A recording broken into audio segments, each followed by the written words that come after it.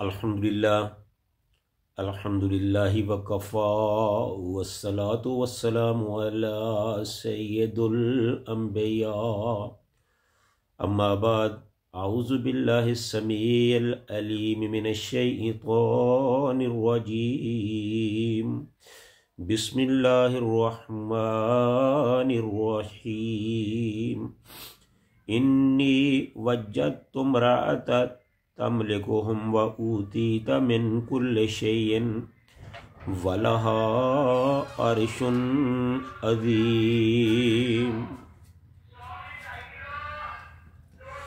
इन्नी वज्जतु इम्रअतन, बेशक मैंने वहाँ एक औरत को पाया, तमलिकुहुम, जो वहाँ हुक्मरान थी, जो वहाँ की मलका थी, जो वहाँ की बादशाह थी, व ऊतीत मिन कुल्लि शैइन, और उसे ज़रूरत की हर चीज़ दी गई थी।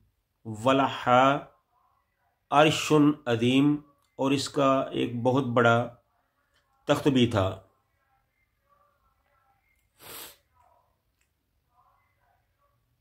हर किस्म की हम्द व सना अल्लाह ताला की ज़ात वाला सफ़ात के लिए, जो सारे जहानों का खालिक व मालिक और परवरदिगार है, और लाखों करोड़ों दुरूद व सलाम रसूलुल्लाह सल्लल्लाहु अलैहि वसल्लम की ज़ात पर, जिनको अल्लाह ताला ने सारी कायनात का सरदार बनाया, सारे नबियों का इमाम बनाया, और हमें उनका उम्मती बनाया, और उनको हमारा हादी रहबर पेशवा और मुक्तदा बनाया।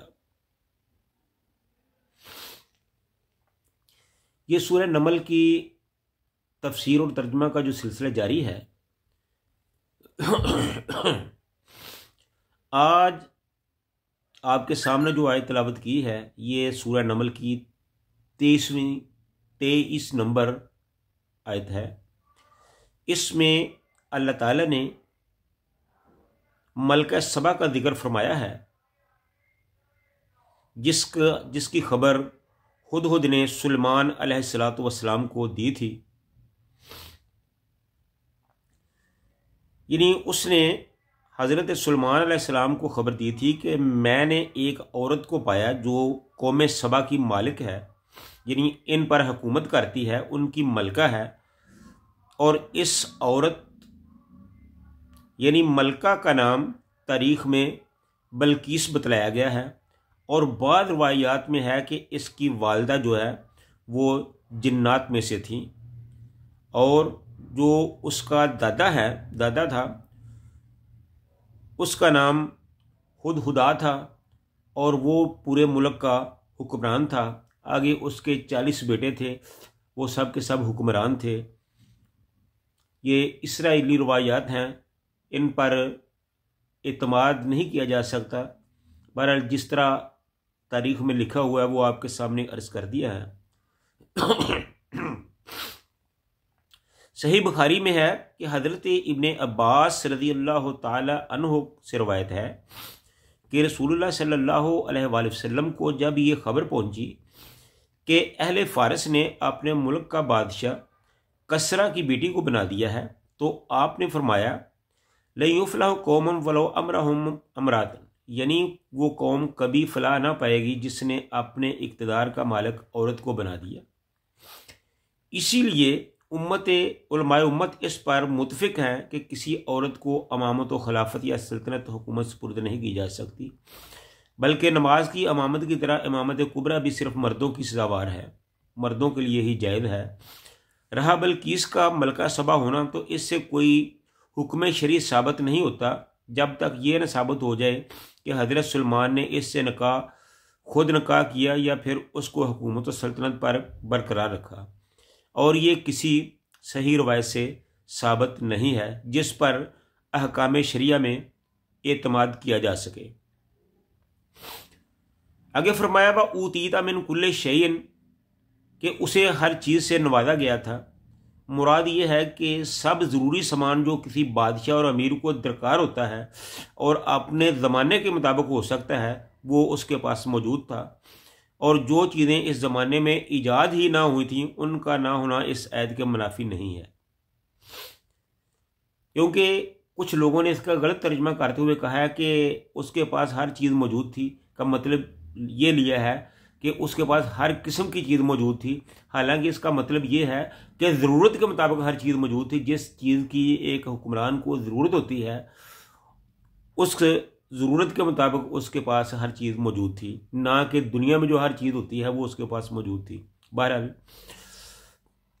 आगे फरमाया, वाला है अर्श नादीम, अर्श के लफ्ज़ी मानी तख्त सल्तनत के हैं। हज़रत इब्ने अब्बास से एक रवायत है कि अर्श बल्कीस का तूल 80 हाथ और अर्ज़ 40 हाथ था और बुलंदी 30 हाथ थी, जिस पर मोती और यकूत हमर अखज़र का काम था और इसके पाए मोतियों और जवाहरात के थे और पर्दे रेशम और हरीर के अंदर बाहर यके बाद दीगरे 7 मुकफ़ल इमारतों में महफूज थे। तो ये थे बल्कीस के बारे में, मलका बल्कीस के बारे में कुछ मालूमात जो मैंने मुख्तसरन आपके सामने रखी हैं। अगरचे इन चीज़ों की ना तो हमें ज़रूरत है, ना इन मालूमात के हवाले से हमारा कुछ काम है। हम तो कुरान और सुन्नत के मुताबिक बात करने के आदी हैं। तो जो काम कुरान पाक में लिखा है वो आमन्ना व सद्दक़ना, और जो नहीं लिखा उस पर हमारा ईमान नहीं। और ये जो ज़्यादा चीज़ें बल्कीस के बारे में लिखी गई हैं, ये इसराइली रवायात के मुताबिक हैं, जो सही भी हो सकती हैं, गलत भी हो सकती हैं। तो बहरहाल कुरान ने यही बताया है कि वो अपने मुल्क सबा की मलका थी, उन पर हुक्मरानी करती थी। उसके पास एक बहुत बड़ा लश्कर भी था और वो बड़े अच्छे तरीके से अपने मुल्क में हुकूमत कर रही थी। जब हुदहुद को पता चला, उसने हज़रत सुलेमान अलैहिस्सलाम को उसकी खबर दी।